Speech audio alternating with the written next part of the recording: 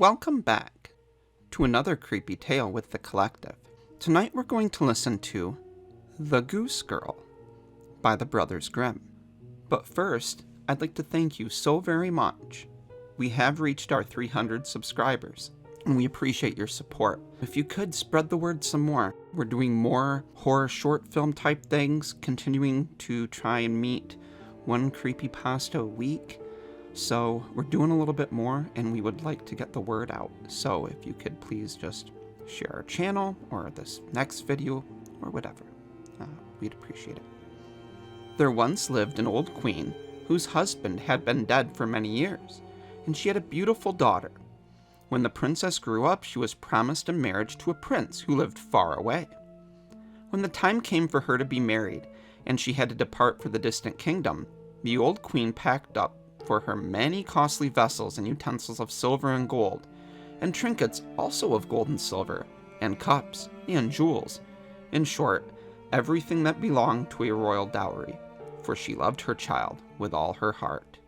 She likewise assigned to her a chambermaid, who was to ride with her and deliver her onto the hands of the bridegroom. Each received a horse for the journey. The princess's horse was called Falada, and could speak. When the hour of departure came, the old mother went into her bedroom, took a small knife, and cut her fingers with it until they bled. Then she held out a small white cloth, and let 3 drops of blood fall onto it. She gave them to her daughter, saying, "Take good care of these. They will be of service to you on your way."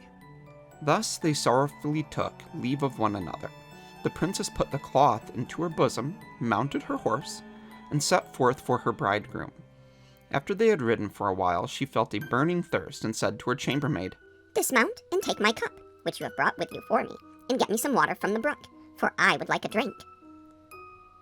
"If you are thirsty," said the chambermaid, "get off your horse yourself and lie down near the water and drink. I won't be your servant." So, in her great thirst, the princess dismounted, bent down over the water in the brook, and drank. And she was not allowed to drink out of the golden cup. Then she said, "O Lord." And the 3 drops of blood answered, "If your mother knew this, her heart would break in 2. But the king's daughter was humble. She said nothing, and mounted her horse again. They rode some miles further. The day was warm, and the sun beat down, and she again grew thirsty. When they came to a stream of water, she again called to her chambermaid, "Dismount, and give me some water in my golden cup." for she had long ago forgotten the girl's evil words. But the chambermaid said still more haughtily, "If you want a drink, get it for yourself. I won't be your servant." Then in her great thirst, the king's daughter dismounted, bent over the flowing water, wept, and said, "O Lord." And the drops of blood again replied, "If your mother knew this, her heart would break in 2. As she was thus drinking, leaning over the stream, the cloth with the 3 drops of blood fell from her bosom and floated away with the water, without her taking notice of it. So great were her concerns. However, the chambermaid what happened, and she rejoiced to think that she now had the power over the bride, for by losing the drops of blood, the princess had become weak and powerless. When she wanted to mount her horse again, the one that was called Falada, the chambermaid said, "I belong on Falada. You belong on my nag." And the princess had to accept it. Then, with many harsh words, the chambermaid ordered the princess to take off her own royal clothing and put on the chambermaid's shabby clothes. And in the end, the princess had to swear under the open heaven that she would not say one word of this to anyone at the royal court. If she had not taken this oath, she would have been killed on the spot. Falada saw everything and remembered it well. The chambermaid now climbed on Falada, and the true bride onto the bad horse. And thus they traveled onwards, until finally they arrived at the royal palace. There was great rejoicing over their arrival, and the prince ran ahead to meet them, then lifted the chambermaid from her horse, thinking she was his bride. She was led upstairs, while the real princess was left standing below. Then the old king looked out of the window and saw her waiting in the courtyard, and noticed how fine and delicate and beautiful she was. So at once he went to the royal apartment and asked the bride about the girl she had with her, who was standing down below in the courtyard, and who she was. "I picked her up on my way for a companion. Give the girl some work to do so she won't stand idly by." However, the old king had no work for her, and knew of nothing else to say but, "I have a little boy who tends the geese. She can help him." The boy was called Little Conrad, and the true bride had to help him tend geese. Soon afterwards, the false bride said to the young king, "Dearest husband, I beg you to do me a favor." He answered, "I will do so gladly." "Then send for the knacker and have the head of the horse which I rode here cut off, for it angered me on the way." In truth, she was afraid the horse might tell how she had behaved towards the king's daughter. Thus it happened that the faithful Falada had to die. The real princess heard about this, and she secretly promised to pay the knacker a piece of gold if he would perform a small service for her. In the town there was a dark gateway through which she had to pass with the geese each morning and evening.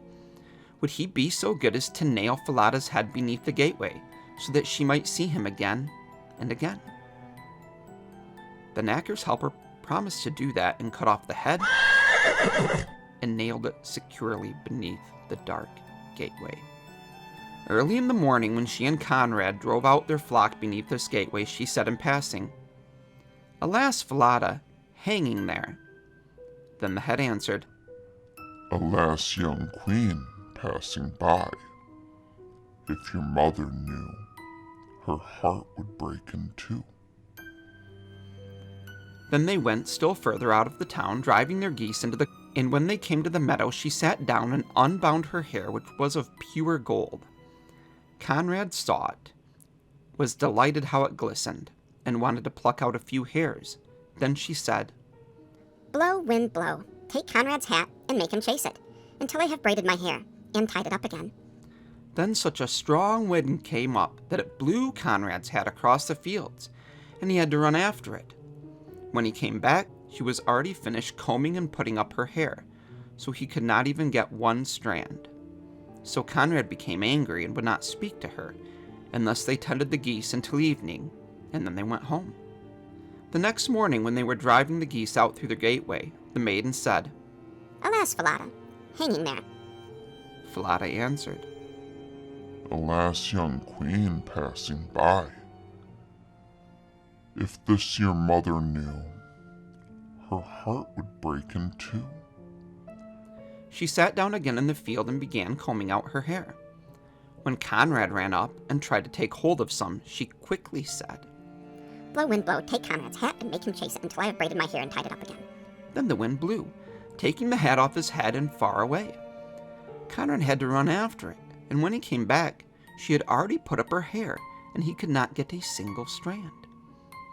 Then they tended the geese until evening.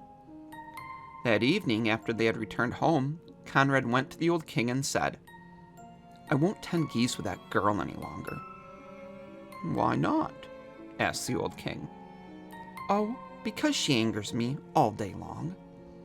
Then the old king ordered him to tell what it was that she did to him. And Conrad said, In the morning when we passed beneath the dark gateway with the flock, there is a horse's head on the wall, and she says to it, Alas, Falada, hanging there. And the head replies, Alas, young queen, passing by. If this your mother knew, her heart would break in two. Then Conrad went on to tell what happened at the goose pasture and how he had to chase his hat. The old king ordered him to drive his flock out again the next day. As soon as morning came, he himself sat down behind the dark gateway and heard how the girl spoke with Falada's head. Then he followed her out into the country and hid himself in a thicket in the meadow. Then he saw with his own eyes the goose girl and the goose boy bringing their flock, and how after a while she sat down and took down her hair, which glistened brightly. Soon she said, Blow, wind, blow. Take Conrad's hat and make him chase it, until I have braided my hair and tied it up again. Then came a blast of wind, and it carried off Conrad's hat so that he had to run far away, while the maiden quietly went on combing and braiding her hair, all of which the king observed. Then, quite unseen, he went away, and when the Goose Girl came home in the evening, he called her aside and asked why she did all these things. I'm not allowed to tell you, nor can I reveal my sorrows to any human being, for I've sworn under the open heaven not to do so. And if I had not so sworn, I would have been killed. He urged her and left her no peace, but he could get nothing from her. Finally, he said, "If you will not tell me anything, then tell your sorrows to the iron stove there." And he went away. So she crept into the iron stove and began to cry sorrowfully, pouring out her whole heart. She said, Here I sit, abandoned by the whole world, although I am the daughter of a king. A false chambermaid forced me to take off my royal clothes, and she has taken my place with my bridegroom. Now I have to do common work as a goose girl. If my mother knew this, her heart would break in two.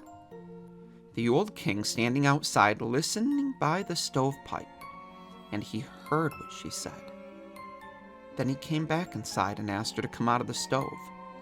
Then they dressed her in royal clothes, and it was marvelous how beautiful she was. The old king summoned his son and revealed to him that he had a false bride, who was only a chambermaid, but that the true one was standing there, the one who had been a goose girl. The young king rejoiced with all his heart when he saw her beauty and virtue. A great feast was made ready, to which all the people and all good friends were invited. At the head of the table sat the bridegroom with the king's daughter on one side of him and the chambermaid on the other. However, the chambermaid was deceived, for she did not recognize the princess in her dazzling attire. After they had eaten and drunk and were in a good mood, the old king asked the chambermaid as a riddle what punishment a person deserved who had deceived her master in such and such a manner, then told the whole story. He asked finally, "What sentence does a person deserve?" The false bride said, "She deserves no better fate than to be stripped stark naked and put in a barrel that is studded inside with sharp nails. 2 white horses should be hitched to it, and they should drag her along through one street after another until she is dead." "You are the one," said the king, "and you have pronounced your own sentence. Thus shall it be done to you." After the sentence was carried out, the young king married his true bride, and both of them ruled over their kingdom in peace and happiness.